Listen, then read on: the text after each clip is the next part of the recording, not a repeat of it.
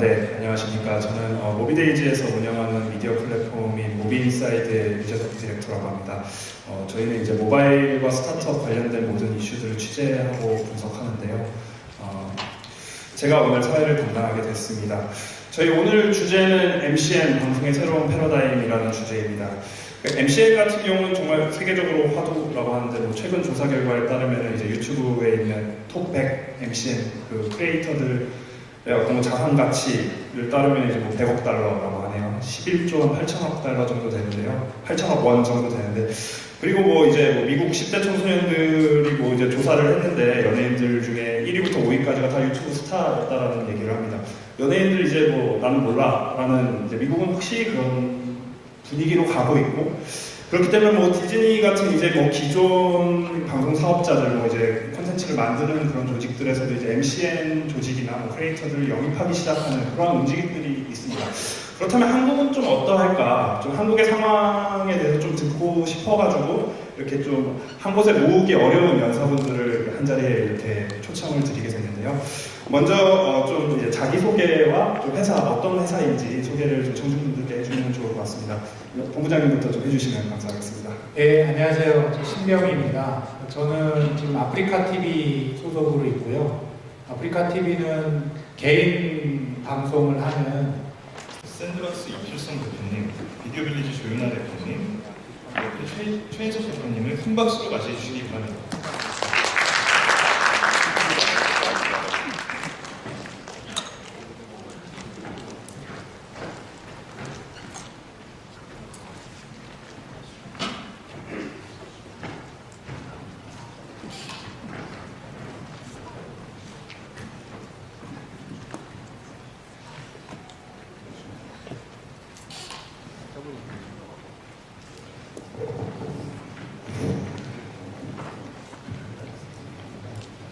네, 안녕하십니까. 저는 모비데이즈에서 운영하는 미디어 플랫폼인 모비인사이드의 유재석 디렉터라고 합니다.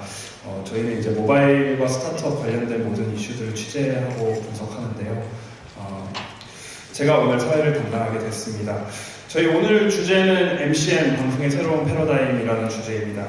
MCN 같은 경우는 정말 세계적으로 화두라고 하는데, 최근 조사 결과에 따르면 이제 유튜브에 있는 톱 100 MCN 그 크리에이터들의 어떤 자산 가치를 따르면 이제 100억 달러라고 하네요. 11조 8천억 달러 정도 되는데요. 8천억 원 정도 되는데, 그리고 이제 미국 10대 청소년들이 이제 조사를 했는데, 연예인들 중에 1위부터 5위까지가 다 유튜브 스타였다라는 얘기를 합니다. 연예인들 이제 나는 몰라라는, 이제 미국은 확실히 그런 분위기로 가고 있고, 그렇기 때문에 디즈니 같은 이제 기존 방송 사업자들 이제 콘텐츠를 만드는 그런 조직들에서도 이제 MCN 조직이나 크리에이터들을 영입하기 시작하는 그런 움직임들이 있습니다. 그렇다면 한국은 좀 어떠할까? 좀 한국의 상황에 대해서 좀 듣고 싶어가지고 이렇게 좀 한 곳에 모으기 어려운 연사분들을 한 자리에 이렇게 초청을 드리게 됐는데요. 먼저 좀 이제 자기소개와 좀 회사, 어떤 회사인지 소개를 좀 청중분들께 해주면 좋을 것 같습니다. 본부장님부터 좀 해주시면 감사하겠습니다. 네, 안녕하세요. 저 신병입니다. 저는 지금 아프리카TV 소속으로 있고요. 아프리카TV는 개인 방송을 하는 스타트업으로 출발해서 현재도 이제 좀 많은 BJ들이 개인 방송을 하는 플랫폼 서비스를 하고 있는 회사고요. MCN이라는 새로운 유튜브에서 정책이 나오면서 그것도 이제 사실 아프리카TV의 비즈니스 하나 축으로 확장하면서 진행하고 있습니다. 네, 반갑습니다. 네, 안녕하세요. 저는 샌드박스 네트워크라는 회사의 대표이사를 맡고 있는 이필성이고요.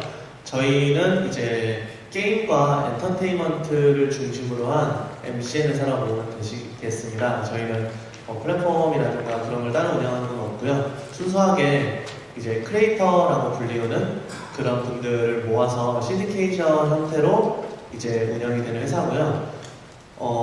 기본적으로는 저희 회사 같은 경우는 좀 특이하게도 작년에 저와 저희 코파운더인 도티라고 알려진 유튜브에서는 나름 유명한 게임 크리에이터인데요. 그 두 명이서 같이 창업을 했거든요. 그래서 크리에이터랑 크리에이터가 아닌 제가 함께 창업한 그런 회사라고 생각하시면 될 것 같습니다. 감사합니다. 멀티채널 네트워크라고 되어 있는데 도대체 무슨 얘기인지 잘 모르겠습니다. 개인적인 입장은 잘 모르겠고 이 키워드가 화두가 된 지 우리나라에서 좀 얼마 안 된 것 같아요. 제 개인적으로는 제가 트렌드에 좀 둔감해서 그런지 뭐 올해쯤 저는 알게 된 것 같은데 사실 어떻게 보면 아프리카 TV에서는 이미 수많은 BJ들이 많이 나왔었고 뭐 팟캐스트 같은 데서도 유명한 분들이 있었는데 이 MCN이라는 키워드가 갑자기 화두가 된 이유 그게 무엇인지 좀 궁금했습니다. 본부장님 좀 어떻게 생각하시나요?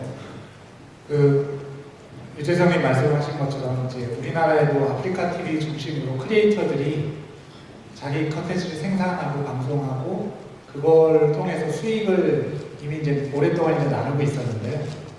한 2011년도인가 12년도인가 이때 그 미국에서 우리가 되게 잘하는 컨텐츠 산업의 배부라고 막 말하는 뭐 월트 디즈니 같은 회사들 그리고 이제 굉장히 큰 케이블 회사들 영화사들이 MCN에 전격적으로 막 우리 벤처를 인큐베이션하고 투자하는 것보다 훨씬 더 큰 돈으로 몇천억씩 투자가 딱 집행이 된 걸 보고 국내 그 IT 기자분들하고 그 미국 실리콘밸리를 그 계속 와칭하는 분들에 의해서 화제가 됐죠.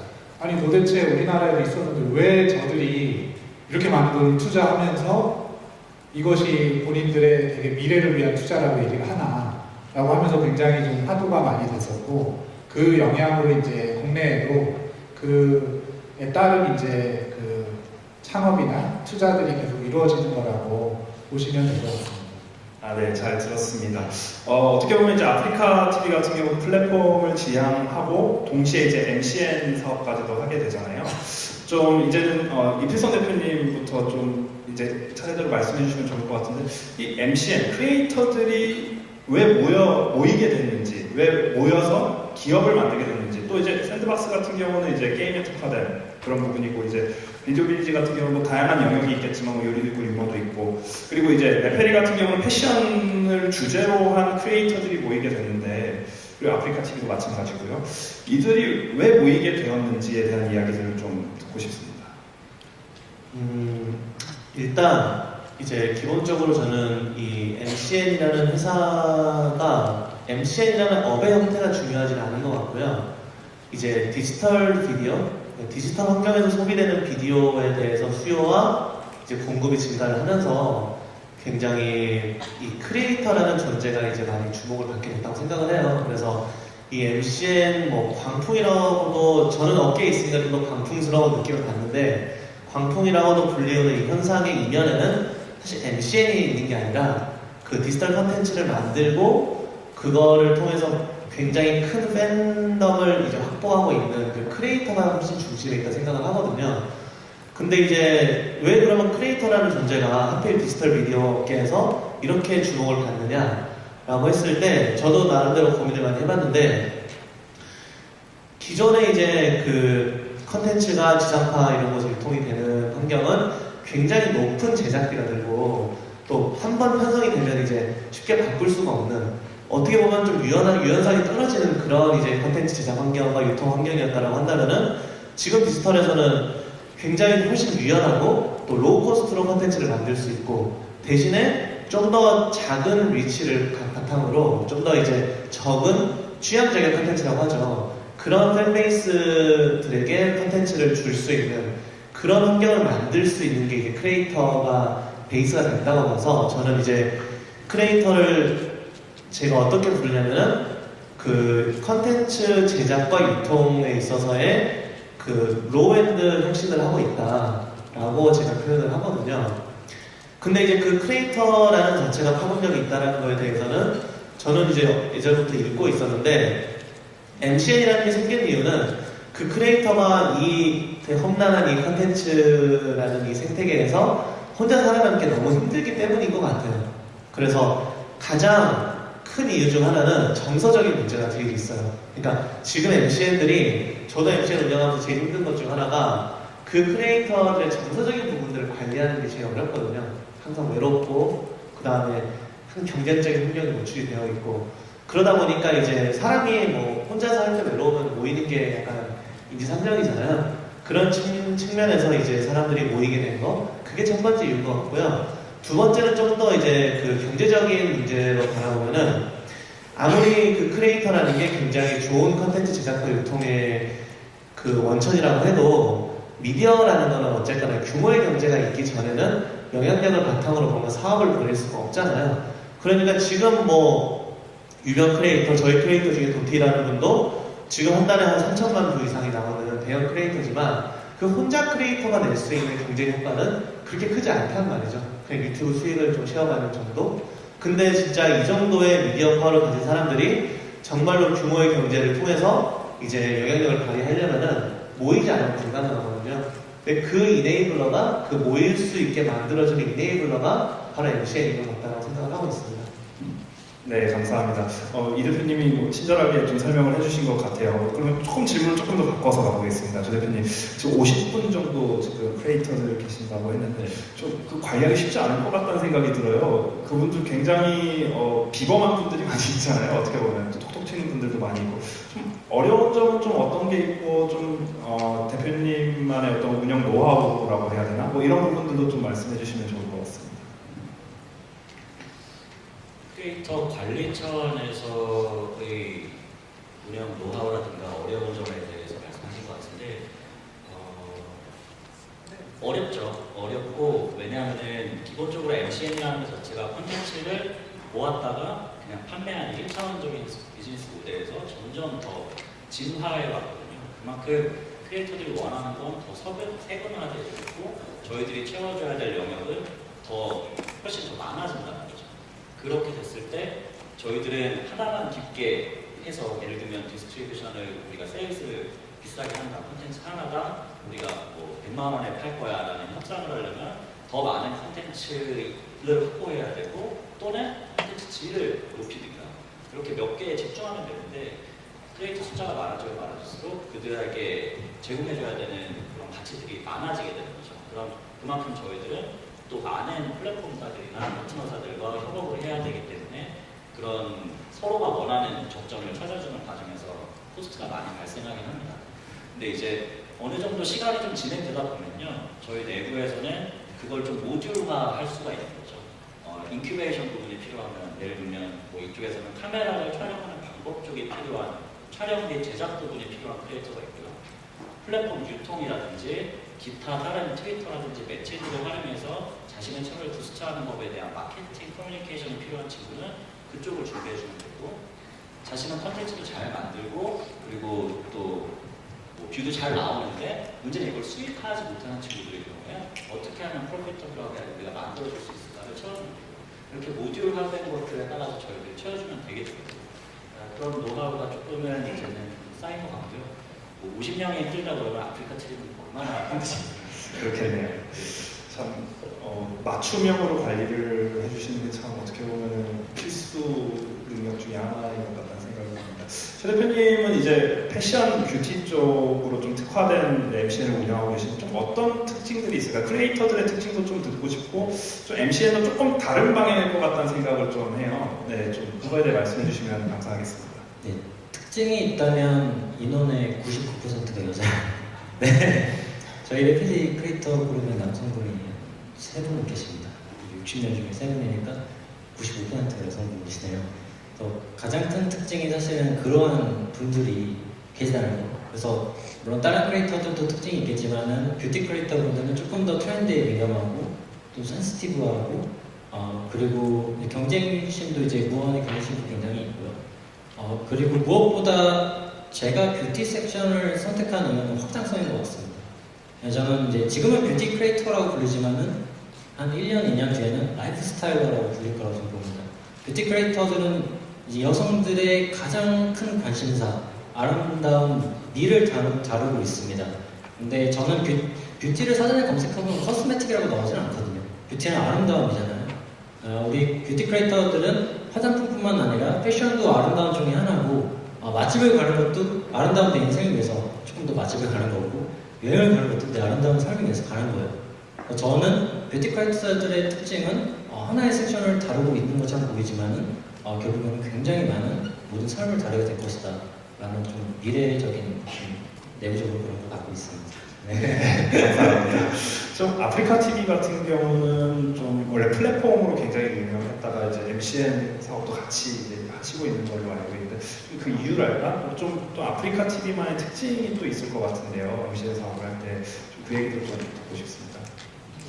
그 아프리카 TV에서는 이제 크리에이터들 BJ라고 부르는데요. 그 BJ 분들이 그 MCN 유튜브를 통해서 수익이 나오기 이전에는 생방송, 그 아프리카 TV는 주로 생방송이죠. 생방송을 하면서 라이브 채팅을 하면서 사용자들과 인터랙션을 하고 자기 팬들을 유지하고 그 팬심으로 또 새로운 이제 수익이나 별풍선이나 이제 광고를 창출하고 있었는데 그 중심에는 어쨌든 BJ들, 우리가 얘기하는 크리에이터들이 이제 핵심입니다. 근데 이제 크리에이터들 입장에서 환경이 이제 발전이 돼요. 예전에는 실제 생방송을 하고 개인 방송을 하면서 이제 수익도 창출하고 자기 좋아하는 일도 하고 그랬었는데 이 아프리카 TV에서는 이제 실시간이라는 게 그 전제 조건이고 실시간이 굉장히 발달해 있는 반면에 유튜브를 중심으로 하는 이제 MCN 사업은 이제 실시간이 아니고 VOD 서비스이고 아프리카 TV에서 실시간으로 방송한 영상을 VOD로 떨어지고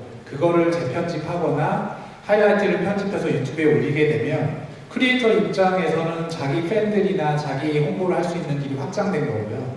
확장될 뿐만 아니라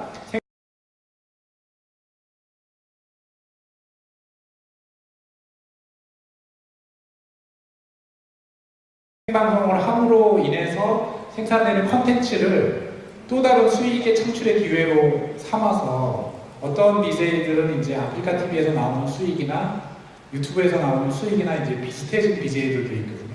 그렇게 돼버리니까 저희는 MCN 사업을 하겠다 말겠다의 결정은 아니고 크리에이터들을 어떻게 좀 더 케어하고 크리에이터들에게 좀 더 많은 이제 개인 그 환경을 제공할까라는 관점에서 이제 유튜브 MCN까지 진행을 했었고 유튜브 활동을 하는 크리에이터들이 훨씬 더 생방송도 홍보가 많이 되고 그 도움이 됐다라고 이제 판단을 했기 때문에 이 생방송을 통해서 컨텐츠를 생산하고 생방송을 하지 않는 시간에 일반 대중을 만나서 VOD로 접점을 마련하고 또 생방송을 함으로써 또 새로운 컨텐츠를 창출하는 순환 구조를 만들기 위해서 MCN 쪽도 적극적으로 하게 된 이유라고 말씀드릴 수 있습니다. 네, 감사합니다. 샌드박스 같은 경우는 이제 게임 크리에이터들을 좀 중심으로 모인 MCN인데 또 그런 특징도 있다고 들었어요. 좀 이제 샌드박스가 기존의 이제 게임 크리에이터들에게 좀 시너지를 주는, 좀 약간 도와주는 뭐 이런 역할도 한다는 얘기를 들은 것 같은데 좀 어떤 이제 게임 크리에이터들끼리 모였을 때 어떤 특징이 있고 샌드박스만의 좀 특징에 대해서 조금 말씀해 주시면 좋을 것 같습니다. 그러니까 사실 일단은 제가 되게 진솔하게 말씀을 드리면요, MCN이라는 그 사업 형태에서 이 차별화 요소라는 게 되게 쉬운 게 아닌 게, 어떻게 보면은 이제 사람이 사람에게 도움을 주는 게 가장 중요한 일이잖아요. 그러니까 어떻게 보면 SM 엔터테인먼트와 JYP 엔터테인먼트의 차별점이 무엇이냐고 했을 때 가장 중요한 건 어떻게 보면은 그 회사의 철학과 그 회사가 그 크리에이터를 이끌어주는 방향, 이것 때문에 되게 많은 그 연예인을 이끌어주는 방향, 이런 것 때문에 많은 차이가 생기는 것처럼 MCN도 저가 개인적으로 생각하는 거는 그 차별적 요소 중에 가장 중요한 거는 어떻게 크리에이터가 성장하는지에 대해서 회사가 어떤 생각을 갖고 있는지, 그리고 그 기존의 구성원들이, 그러니까 스텝이 될 수도 있고 기존의 크리에이터가 될 수도 있겠죠.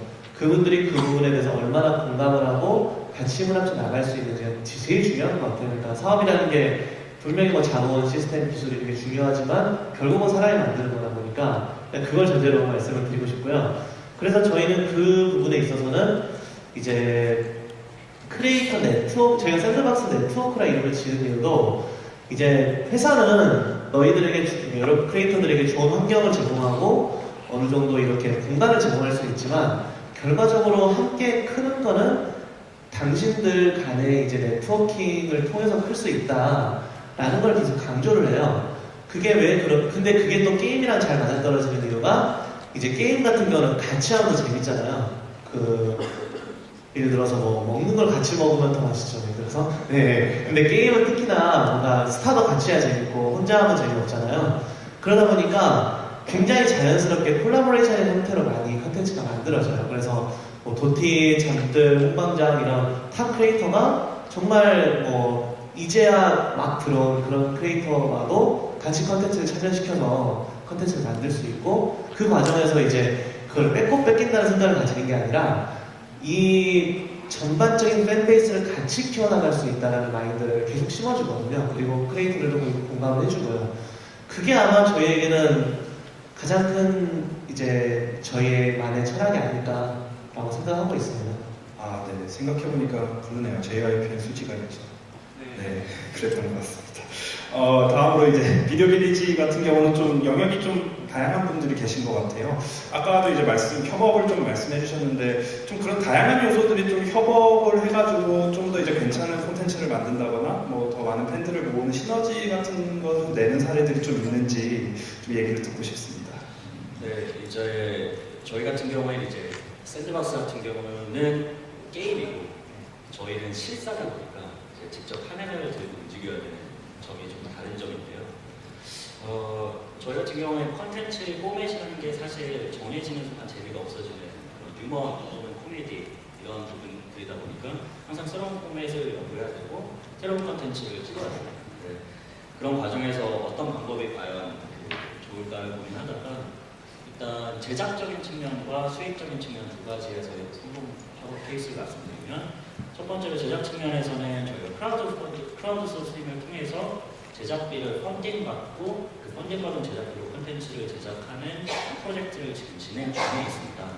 이 얘기를 해도 되는지 모르겠네요. 근데 이제 하셨습니다. 예, 모 크리에이터가 나는 정말 이걸 너무너무 해보고 싶은데 이걸 하려면 비용이 좀 드니까 우리의 팬들이 그 부분을 후원해준다면 내가 그걸 가지고 이런 스테이지 것들을 찍어와서 너희들에게 즐거움을 주겠어 라는 거죠. 그러니까 일종의 공중파개념에서는 시청료라고 볼 수도 있겠죠. 자발적 도네이션이죠. 일단 아프리카 TV의 그것과도 조금은 다릅니다. 그 방송과는. 그러니까 그런 식으로 제작비를 수급받아서 콘텐츠 퀄리티를 높이는 과정에서 크라우드 펀딩 업체와 저희가 콜라보레이션을 하고 있고요. 두 번째로 이제 뷰티 크리에이터 중에 한 크리에이터가 있었는데 16살짜리 친구였어요. 근데 그 친구가 뭘 알겠습니까? 근데 그 친구는 10대 친구들한테 굉장히 인기가 많았고 중학교 3학년 그리고 고등학교 1학년 친구들에게 거의 굉장히 우상 같은 존재였죠. 어떻게 보면 연예인은 기획사에서 만들어진 캐릭터라고 보는 반면에 이 친구들은 굉장히 네이티브하거든요. 그렇기 때문에 이 친구들의 실력성을 믿는다고 보고 저희가 뷰티 브랜드 모델과 같이 콜라보레이션을 시켰습니다. 그래서 제품 기획 단계부터 제품 디자인하는 단계, 네이밍하는 단계 모든 것들을 SNS에서 팬들한테 나 이거 이렇게 연락이 왔어. 나 이건 뭐라고 찍을까? 투표해줘. 디자인 어떻게 할까? 부터 시작해서 인게이지먼트를 계속 쌓아 나갔던 거죠. 그리고 출시가 되고 나서 세일즈가 굉장했습니다. 그래서 동시간에 출시했던 다른 제품군에 비해서 5배 매출이 높았고요. 웹페이지 순수 유입량도 8배, 그리고 네이버 내에서 키워드 검색량도 10배 정도 늘어났다고 합니다. 그런 것들이 어떻게 보면은 그 친구의 수익화를 만들어주기 위해서 저희가 뷰티 브랜드와 뷰티 크리에이터를 콜라보시켰던 사례였고 그것들을 제외하고 상당히 많은 케이스들도 있겠죠. 샌드박스는 퍼블리셔들하고 이렇게 커뮤니케이션 할 수도 있고요. 마찬가지 케이스죠. 네, 잘 들었습니다. 이제 또 다른 주제로 좀 말씀을 좀 나누고 싶은데요. 결국은 우리가 살고 있는 시대가 이제 더 이상 PC 시대가 아닌 모바일 시대가 시작됐다는 생각을 합니다. 이제 스마트폰이 2010년에 들어와서 이제 5년, 한국에서는 벌써 5년이라는 시간이 지나고 나서 이제 이러한 키워드들이 뜨게 됐는데 모바일은 과연 MCN에 어떠한 기회를 줬는가에 대한 질문을 드리고 싶습니다. 최 대표님부터 말씀해 주시면 감사하겠습니다. 일단 모바일 자체가 사실은 이 시장을 만들어줬다고 저는 생각합니다. 일단 저는 크리에이터들한테 처음 만나는 크리에이터들 소개할 때도 하는 얘기가 우리는 인류의 미디어 변화의 격변에 서 있다. 뭐냐면 종이가 처음 나왔을 때는 작가라는 직업이 생겼고 그 다음에 라디오가 나왔을 때는 라디오 이제 DJ가 생겼고 TV가 나오니까 연예인이 생기고 컴퓨터가 나오면 꼭 인터넷이 나오니까 블로그가 생겼고 스마트폰하고 컴퓨터를 같이 쓰니까는 브이로거, 처음에 미국에서 브이로그라고 그랬죠. 네, 브이로거라는 크리에이터가 생겼다라고 생각합니다. 누구나 영상을 카메라로 찍고 올릴 수 있다는 거. 저는 미국 같은 경우에는 신기한 일을 이제 만약에 길거리를 가서 신기한 일을 만나면 한국 사람들은 사진을 찍어서 페이스북에 올리고요. 미국 사람들은 동영상으로 찍어서 유튜브에 올립니다. 그러니까 우리나라도 그렇게 변해갈 거라고 생각하고 있고요. 그리고 무엇보다 크리에이터의 확장성의 문제인 것 같아요. 그래서 예를 들어서 커머스를 만약에 미래 얘기지만 커머스 얘기를 좀 해보자면은 TV에서 하는 커머스 중에 성공 사례는 대한민국의 홈쇼핑이죠. 네, 그 중국에서도 T커머스라고 이제 TV 안에 들어가는 커머스가 또 대성황을 이루고 있습니다. 그래서 우리 이제 뷰티 크리에이터들뿐만 아니라 모든 크리에이터들한테 이제 미래는 어떻게 우리가 확장할 것인가에 따른 것 같아요. 그래서 미국에 수많은 MCN들이 있지만은 또 수많은 기업들한테 엄청 좋은 가치로 인수가 되고 투자를 받았지만은 그 사람들이 미디어로 뛰어넘었느냐는 질문에 저는 노라고 대답하고 싶거든요. 미디어에서 그쳐버리면은 그건 MCN도 미래가 되게 어둡다고 생각해요. 그래서 미국에서도 제가 듣기로는 MCN들이 또 다른 이제 확장을 하기 위해서 사업을 굉장히 다각하고 있다고 들었습니다. 그래서 저희 한국의 MCN들은 미국보다 우리 10년이 늦었는데 10년이 늦은 만큼 재빠르게 모바일에 어떻게 서비스화를 시키고 어떤 플랫폼에서 무엇을 확장할 것인가를 재빨리 고민하지 못하면은 똑같은 그 악순환에 빠져가고 있고 그만큼 모바일은 새로운 이제 기회라고 생각합니다. 네, 감사합니다. 조 대표님께서는 좀 어떻게 생각하시는지요? 궁극적으로는 이제 개인화라는 키워드가 맞아 떨어지겠죠. 개인화라는 키워드는 곧 컨텐츠의 커스터마이징을 의미하고 시청자의 극대화된 세분화, 극도로 세분화된 것을 의미한다고 생각합니다. 그리고 개인적으로 어제 새벽 4시까지 요즘에 대장장이 집에 좀 꽂혔어요. 그래서 영국에서 이제 칼을 만드시는 분의 유튜브 영상을 보다가 잠이 들었는데 저만 좋아할 거예요, 아마 이 자리에서. 근데 이 자리에서 본인만 가지고 있는 그런 특이한 그런 취미가 있을 거고 즐거움이 있을 거구나. 아마 아프리카 TV에 수만 개의 채널과 수백 명의 채널이 이렇게 나누어진 이유들도 아마 그걸로 보시면 될 겁니다. 그래서 컨텐츠의 종류도 훨씬 더 다양할 거고 아마 컨텐츠의 그 말은 곧 크리에이터도 굉장히 많아져야 됩니다. 그래서 아까 좀 말씀드리고 싶은 건 대한민국에 그렇게 많은 사람들의 수요를 충족시킬 수 있을 만한 그 방송 용어에서 CP 그리고 콘텐츠 프로바이더, 즉 크리에이터들이 아직까지는 대한민국에 많이 없습니다. 그래서 랩페이도 굉장히 교육 프로그램을 많이 하고 있고 저희도 지금 세미나리 20회 가까이 진행을 하고 있는데 그런 것들이 좀 궁극적으로 여기 계신 플랫폼 사업자분들이라든가 아니면 광고 대행사라든지 비즈니스를 하시는 분들은 어떻게 하면 돈을 만들 것인가에 대해서 생각하시지만 궁극적으로 이 콘텐츠를 만드는 크리에이터가 없으면 산업 자체가 돌아가지 않습니다. 그래서 지금 제가 1년 전만 해도 비디오빌리 같은 회사가 안 나왔으면 좋겠어요 라고 어떤 자리에서 말씀드렸는데 지금 좀 많이 나왔으면 좋겠습니다. 좀 많이 나와서 크리에이터들이 좀 많아져야 되고 이 자리에 계신 모든 여러분들이 다 크리에이터가 될 수 있다고 있는 환경입니다. 핸드폰 다 있으시잖아요. 저는 그렇게 말씀드리고 싶습니다. 네, 감사합니다. 이 대표님께서는 좀 어떤 생각이신지 듣고 싶습니다. 사실 제가 발표할 기회가 있으면은 하는 말을 최 대표님, 조 대표님이 거의 해주셨는데요. 일단은 모바일에서는 어쨌거나 무조건 디지털 컨텐츠를 소비하는 그거 자체가 양적으로 성장을 해버리니까 자연스럽게 크리에이터라는 형태로 공급이 되게 많이 필요해진 거고 자연스럽게 이제 그 모바일에서 그 크리에이터가 굉장히 중요해진 그리고 MCN이나 사업 형태가 등장하게 된 그래서 저희 같은 회사가 조금은 주목받을 수 있고 사업을 영위할 수 있는 그런 환경이 됐다고 생각을 하기 때문에 일단 최 대표님, 조 대표님이 제가 하고 싶은 말씀을 하셨는데 조금 다른 관점에서 이제 말씀을 드린다면 그 포맷의 부분도 조금은 있는 것 같아요. 그래서 기존에 이제 TV에서는 편성이라는 것과 이제 실시간성 이걸 가지고 항상 컨텐츠 유통이 됐던 것 같고 이제 데스크탑 PC 환경으로 오면서 온디맨드, 라이브 스트리밍 이런 것들이 좀 등장을 했다라면은 이제 모바일로 오면서 완전 제작 환경까지 완전히 바꿔버리는 그런 모습들이 저는 이번에 미국에서 놀러 갔을 때 많이 목격을 했거든요.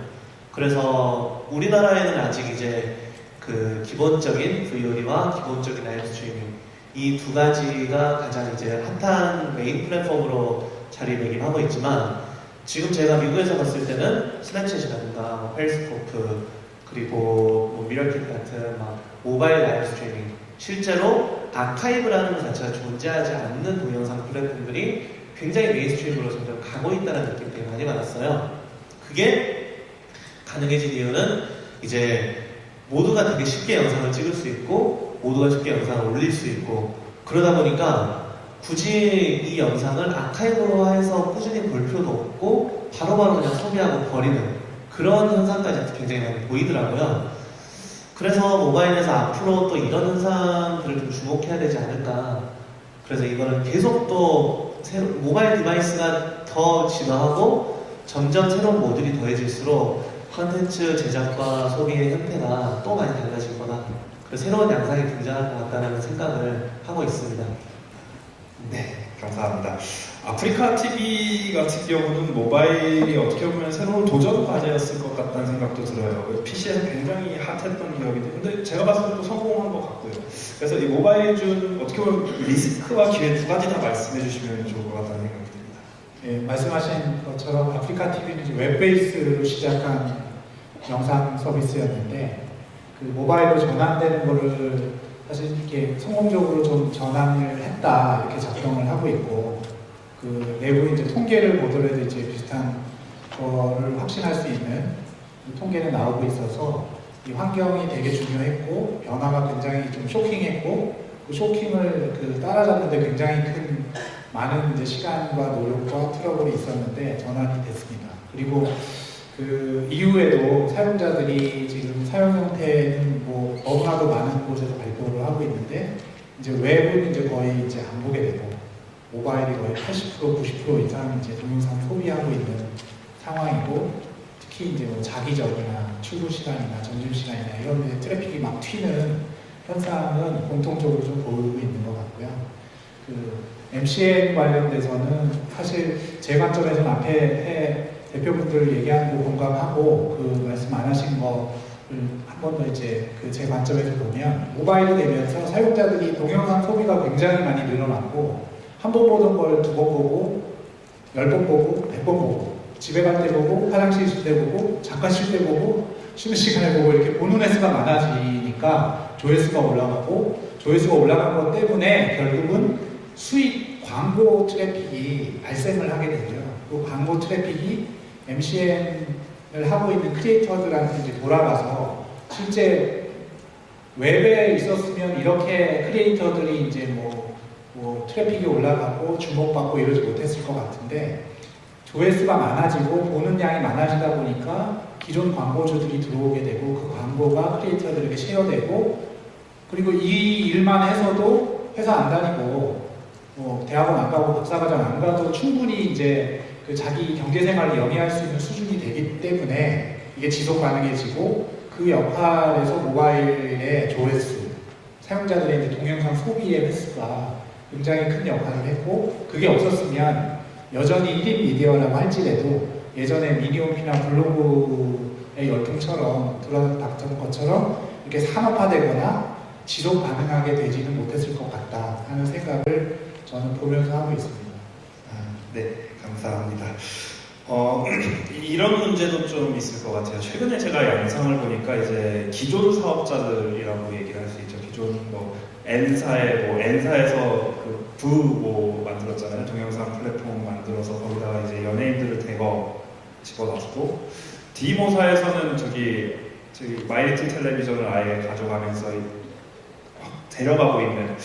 저는 사실 이런 플랫폼들의 변화만을 봤을 때는 사실은 어떻게 보면 또 MCN 쪽에서는 기회가 있다고 보는 입장이긴 했는데 한 가지 더 무서운 거는 이제 기존 크리에이터라고 할 수 있는 그 주류라고 얘기하면 좀 그렇고 아무튼 연예인들이 이 사업에 지금 진출을 하고 있는 것도 어떻게 보면 되게 큰 도전인 것 같습니다. 뭐 미스틱 같은 경우는 이제 아프리카 TV 방송을 하겠다라고 협약을 맺은 상태고 또 보면 신서유기 같은 이제 나연석 PD의 그 프로그램은 이제 엠모사의 TV 캐스트에서만 방송이 되고 있잖아요.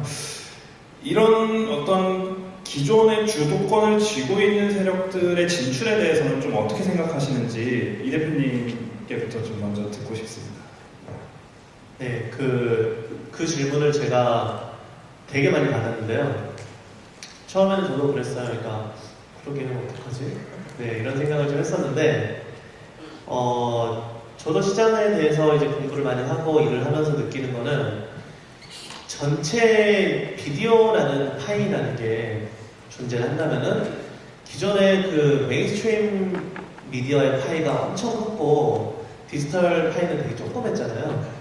근데 그거 자체가 이제 메인스트림 파이가 조금씩 줄어들고 있고 디지털 파이가 그거를 굉장히 빠른 흡수를 성장하고 있는 과정이기 때문에 사실은 메인스트림이 디지털로 넘어오는 거는 굉장히 자연스러운 현상이라고 생각을 해요. 왜냐면은 컨텐츠는 틀곳이 있어야 되는데 그 틀곳이 디지털이 되니까 당연히 디지털로 오셔야죠. 근데 이제 그것이 과연 경쟁이냐, 그냥 그 주류 미디어 혹시 더 잘생기고 더 예쁘신 분들이 오시면은 기존의 그 크리에이터들을 다 죽게 되느냐라고 했을 때 저는 아니라고 생각을 해요. 왜냐면은 기존의 주류 미디어가 가지고 있는 유통 구조는 굉장히 뭐랄까 폐쇄적이었잖아요. 아무리 크리에이터가 재밌는 영상을 만들고 아무리 니치 타겟을 만족시키는 대장장이 그런 컨텐츠를 만들어도 틀어줄 곳이 없으니까 틀 기회조차 없었다고 한다면은 디지털 시대에서는 그 사람들이 틀 수 있는 공간들이 아프리카가 있고 유튜브가 있고 뭐 여러 가지 플랫폼들이 있는 거잖아요. 그러니까 일단은 유통의 기회가 있어요. 기존의 크리에이터들에게.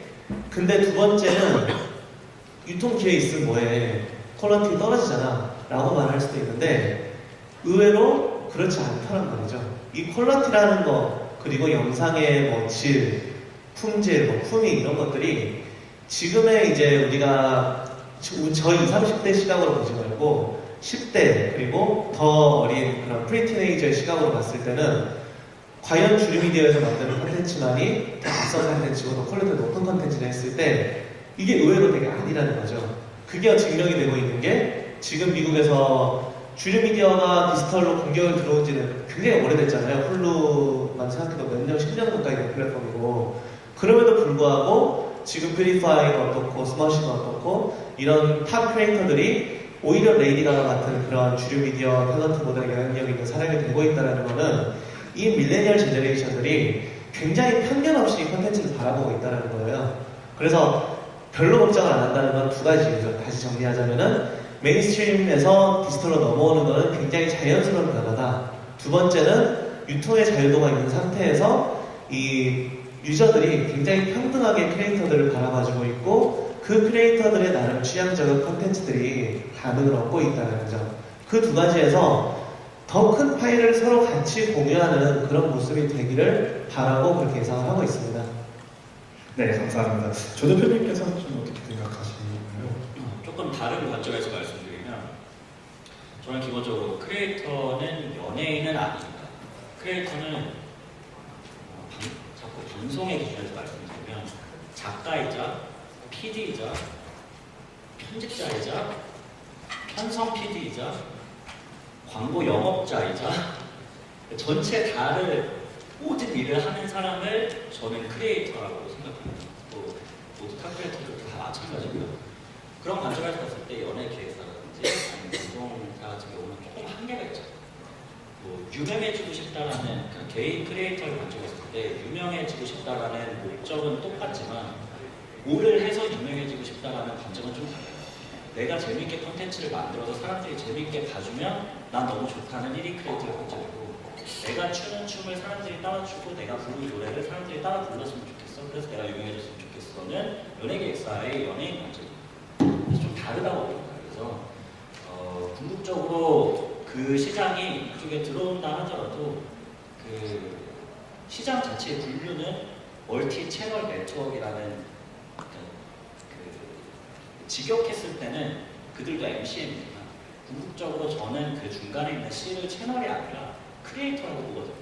이 멀티 크리에이터 네트워크의 크리에이터는 제가 처음에 말씀드렸던 그 내용으로 규정되어야만 결국 코스트 프로핏 이 선이 맞아 떨어집니다. 안 그러면 그 제작비를 연예기획사에서 또 감당하기 위해 다른 수익원을 찾지 못하고 또 다시 이 시장이 또 올라가게 될 수도 있다는 우려도 좀 있습니다. 네, 감사합니다. 최 대표님께서도 한 말씀 해주시면 좋을 것 같습니다. 뷰티가 사실은 뷰티 패션의 가장 위험한 직군이 아닐까 싶어요. 예쁘고 인기 있는 아이돌들이 진출했을 때 어떡하지? 네, 일단은 그분들께서 들어오는 것에 대해서는 저는 자연적인 현상이라고 생각하고 아까 말씀드린 것처럼 새로운 매체가 생기면은 당연히 그에 따른 직업이 생겨나고 또 다른 매체가 생기면 그 직업 인기도가 있는 직업이 바뀌어버립니다. 근데 그 시점마다 저는 지금은 기억되지 않지만은 분명 책 작가로 유명했던 분이 드라마가 나와서 드라마 작가로 되기 위해서 노력했던 사례가 분명히 있을 거고 또 라디오 DJ를 했던 사람이 방송으로 진출하려고 노력했던 사례가 분명히 있을 거라고 생각합니다. 근데 기억나는 건 없습니다. 네. 오히려 씨름하던 사람이 방송에 가서 잘 됐습니다. 네. 그래서 저는 완전히 패러다임의 변화이기 때문에 크리에이터로서 연예인이 성공하게 한다? 사례는 있겠지만 아마 한두 건에 그칠 거라고 생각하기 때문에 사실은 MCN 입장에서는 겁이 나지는 않고요. 오히려 이제 그분들이 이쪽 시장에 진출하는 것은 저는 좀 마케팅적 의미가 가장 강하다고 봅니다. 그리고 유튜브나 아프리카 TV 모든 지금 1인 방송의 핵심 플랫폼들의 키워드 하나는 지속성입니다. 일주일에 하나가 올라와야 되고 뷰티는 일주일에 하나가 올라와야 되고 게임은 하루에 한 번씩은 올라와야 시청자들이 구독을 하고 만약에 올라오지 않으면 구독이 취소되고 있습니다. 그래서 과연 우리 탑 연예인들 분들께서 매주 개인 방송을 꾸준하게 1년 동안 하실 수 있을지 그래서 만약에 하시는 분은 잘 될 거라고 보고요. 블로그에서도 레인보우의 지숙이라는 이제 멤버도 블로그를 꾸준히 해서 성공하고 있고요. 또 여러 이제 연예인들 사례가 있지만은 모두가 꾸준히 한 사람만 살아남더라고요. 그래서 만약 꾸준히 하시는 연예인분들께서는 살아남을 것이고 그렇지 않으면은 단편적인 마케팅에 그칠 것이다라는 게 제 생각입니다. 네, 좀 저도 이제 인사이트를 좀 받은 게 결국은 지속성에 대한 게 굉장히 큰 이슈구나라는 생각을 하게 되네요. 신부부장님께서는 좀 어떻게 생각하시는지 좀 말씀해 주시면 좋을 것 같습니다.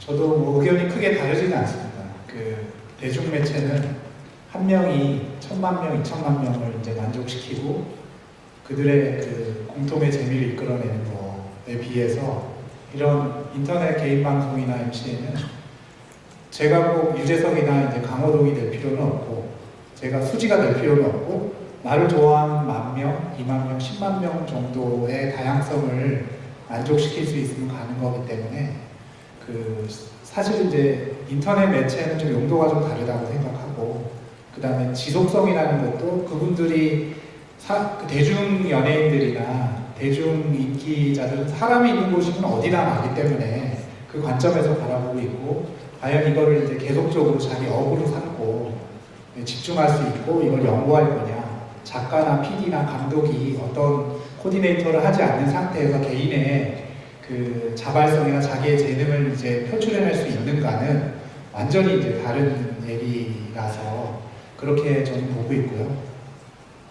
그 다음에 이제 플랫폼 관점에서 보면 요즘 다음 카카오를 권했지만 카카오나 네이버나 이런 우리나라의 빅 선두 업체들이 실제 마케팅을 통해서든 다 카카오 TV를 통해서 하고 있는데 이 관점에서 보면 그런 관점에서 보면 저희 생각에는 오히려 그런 빅 포탈들 자본이 어느 정도 담보된 상태에서 포탈들이 이 넥스트를 계속 치고 나가는 역할을 좀 해줬으면 좋겠는데 오히려 기존에 있는 상품을 이제 프로덕트를 카피하거나 모방하거나 기존의 연예인들을 데리고 와서 그냥 공중파하고 똑같은 형태의 방송을 단지 그냥 방송 그 국이 아니고 이제 인터넷 VOD를 트는 거 외에는 큰 혁신이 없어서 그런 면에서 이제 다른 카테고리 기존에 없었던 게임이나 보이는 라디오나 스포츠나 이런 거 외에 우리가 그동안 관심이 없었던 여러 다양한 카테고리를 활성화하고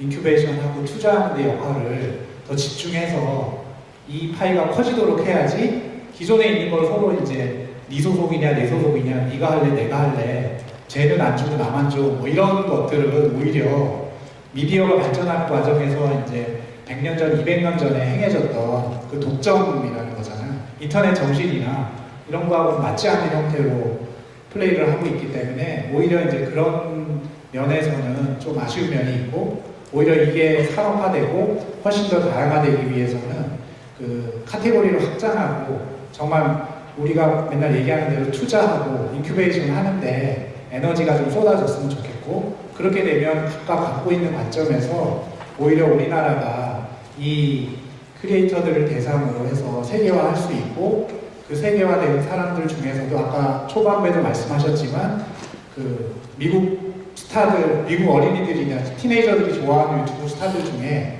우리나라 크리에이터가 들어가는 날이 오도록 만들 수 있을 것 같고요. 그렇지 않고 기존에 있는 이제 50만 명, 100만 명 되는 탑 크리에이터들 대상으로 네 소속이니 내 소속이니 하면 사실은 이제 출혈 싸움 하다가 또 이제 예전에 우리가 모바일에서 뒤쳐져 있다가 게임에서도 좀 이렇게 중국이나 이런 데 확 앞서가는 것처럼 또 쟤네들은 앞서에 가 있는데 우리나라는 우리끼리 싸우다가 또 끝나지 않을까 하는 관점이 있어서 뭐 최근에 뭐 중국에 뭐 진출하느니 뭐 이런 문제도 있지만 어쨌든 그렇게 돼서 우리가 주도권을 쥐고 우리 나라 환경이나 우리 문화가 세계화가 되기 위해서는 이런 것들을 좀 잘 양성해주고 그동안에 잘 지켜주는 역할을 포탈이나 좀 거대 자본을 갖고 있는 회사들이 해야 되지 않을까 하고 생각하고 있습니다.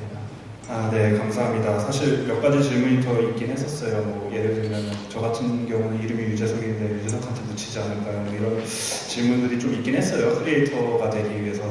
근데 뭐 시간이 다 돼서 아쉽지만 여기까지 저희 세션을 마치도록 하고요. 개인적인 질문 있으신 분들은 또 이렇게 찾아가셔서 질문하시면 더 좋은 인사이트들을 얻어갈 수 있다는 생각이 좀 듭니다. 오늘 너무 유익한 시간이었습니다. 감사합니다.